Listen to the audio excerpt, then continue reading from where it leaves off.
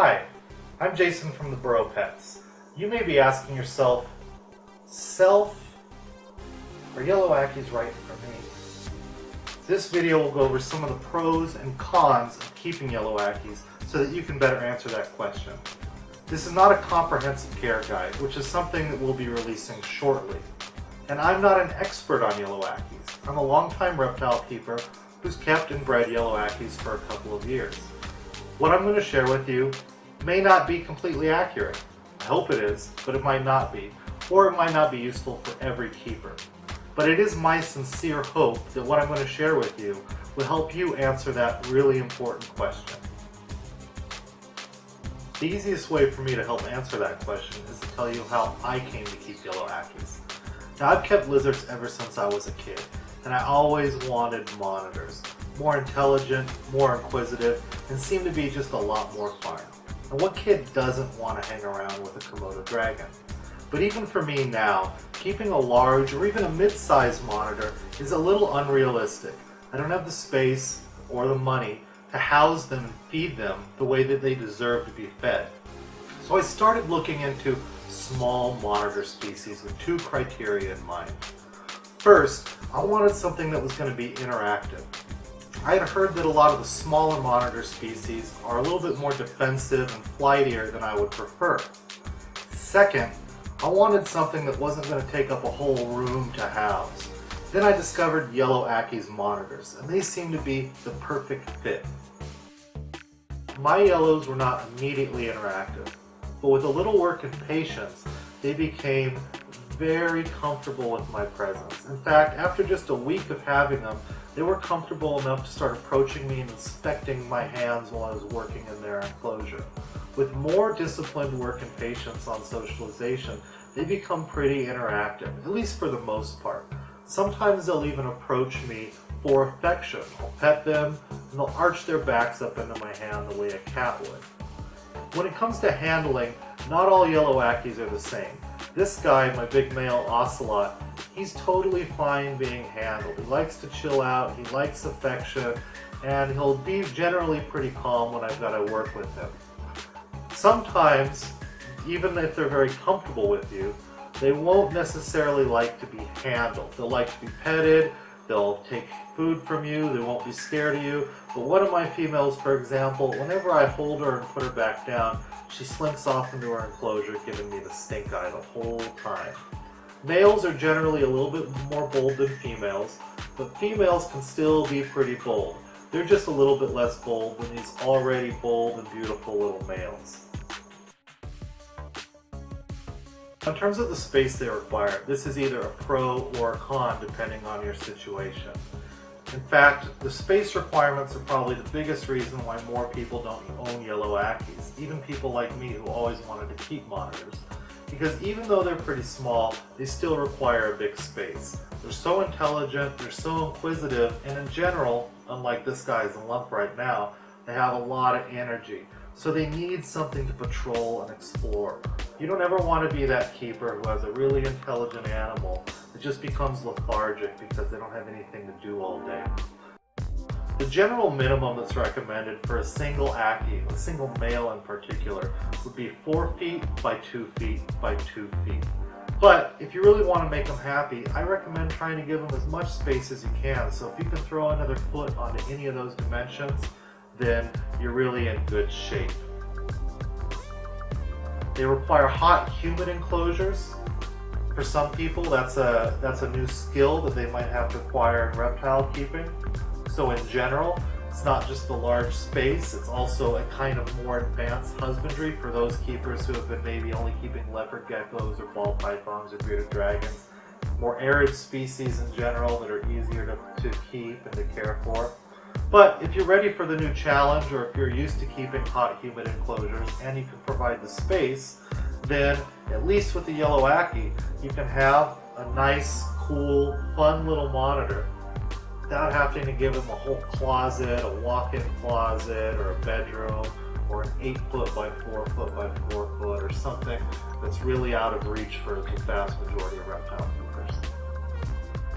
I mentioned before that Ackies are pretty easy to work with. Both males and females with a little bit of discipline and patience should tame down pretty nicely and to be very sociable like this guy here, Ocelot. But if you're expecting something like a bearded dragon or a pet rock that's just going to chill out with you for a couple hours while you watch a movie, Ackies might not be the right choice for you. Because in general, when you take them out, unlike Ocelot here right now who's just enjoying some affection, they are very active and inquisitive. They're very curious. I like to think of them, and I know some other keepers that think of them this way as well, like scaly ferrets. You might even think of them like toddlers insofar as if there's a chance, even the slightest chance for them to get into trouble, they will get into trouble. And this can also lead to some bad consequences. They can knock things over and crush themselves. They can get into spaces where maybe you can't get them out of. They might even be able to escape your home. Sure. He's dead. In terms of Ackies' ongoing care, you might have read that yellow Ackies are a good beginner monitor, and I would agree with that. They're pretty hard to kill. They can tolerate a lot of variation in the enclosure conditions as you're learning how to dial things in. But there's a big difference between being a beginner reptile and a beginner monitor. People that acquire Ackies should probably have some experience with reptiles, maybe in an intermediate level or an advanced level. Because while they are hard to kill, they thrive in an ideal, hot, humid environment with a lot of space. And again, if you've been keeping more arid species and more beginner species, these are new skills you're going to have to pick up if you want to keep Ackies successfully. It's in my best interest as a breeder to just say, oh yeah, anyone can take on an Ackie, it's super easy. Just do your research and you'll be fine. I'll sell more Ackies that way. But I'm primarily interested, as a lover of Ackies, in making sure that they're well taken care of. And sometimes it is better for some keepers to start with other species and work their way up to things that have more advanced requirements. If you don't have experience with these types of things, it doesn't necessarily mean you shouldn't get an Ackie, but it is something you should be prepared for. Now, feeding your yellow Ackies is pretty straightforward. They're insectivores, and this is one of the pros because you don't have to spend a lot of money on a lot of different types of food. And most of the insect feeders are the cheap insect feeders that you'll find for any reptile. Crickets, superworms, dubia roaches should be your staples. Waxworms as occasional treats. They'll only very rarely eat hornworms. In fact, Ocelot here has a habit of regurgitating his hornworms, so I don't really offer them anymore. They'll occasionally take silkworms, occasionally take butterworms, and occasionally take black soldier fly larvae, phoenix worms, calci worms, etc.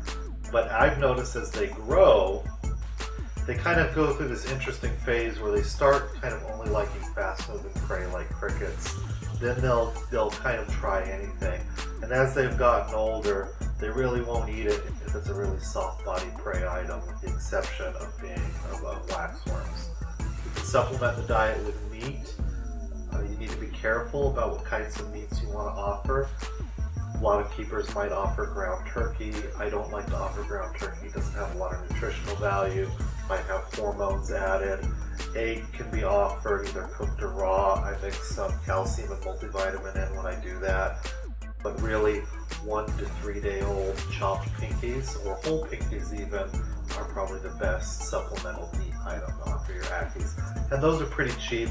You can order them frozen in bulk, and again, feeding is one of the pros for these guys, in terms of, as far as monitors go at least. Now this video could go on and on listing every single pro, and I do want to make this fairly brief and more of a primer.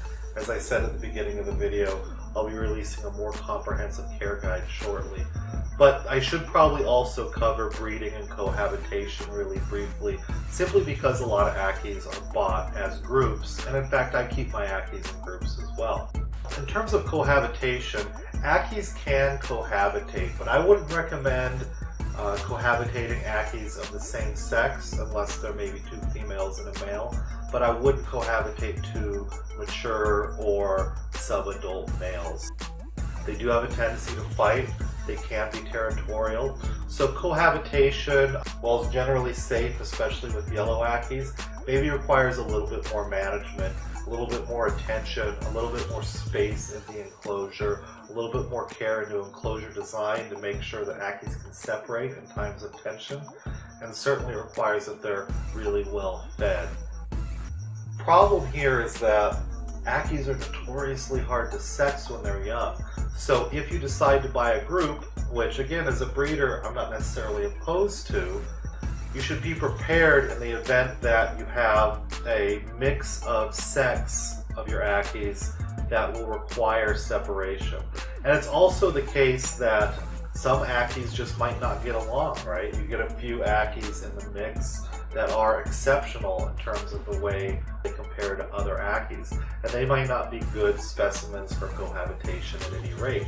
So again, if you buy a group, you're either going to put yourself in a situation where possibly, if your Ackies don't just get along famously and peacefully and fine, you're either going to have to build another permanent enclosure for your yellows, or you're going to have to get rid of some of the yellows that you've been attached to. Now, breeding Ackies is definitely an option out there for those keepers that are interested in learning that skill, or just having the experience of doing something kind of new and exciting in husbandry. But I wouldn't recommend trying to breed Ackies if you want to make a quick buck. A lot goes into getting your females ready to cycle. Nesting is a notoriously difficult process for female Ackies. They can get very picky about where they lay and how they lay. From the time they lay to the time you're selling healthy hatchlings, a lot can go wrong.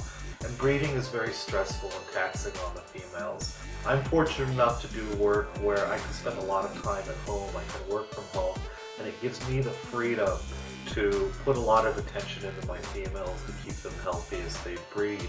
So breeding or cohabitation, for a lot of different reasons, might not be right for everybody. And again, as much as I'd like to sell a lot of Ackies and see a lot of Ackies being bred out there and see the demand for Ackies go up and up and up, in the best interest of the reptiles, I'd encourage you just to be really honest about whether a single Ackie is right for you, or about whether the challenge of cohabitation and breeding is something that you're up for. So that about wraps up the video. I hope that it's been helpful in determining whether or not yellow Ackies are a good choice for you. My goal is just to be as honest as I can. While I'd love to tell you that yellow Ackies are the most rewarding species you'll ever work with, certainly that's the case for me, and it's true that they are extremely rewarding. What I really want to do is give keepers a clear understanding of what they're getting into, even if this is only a brief primer.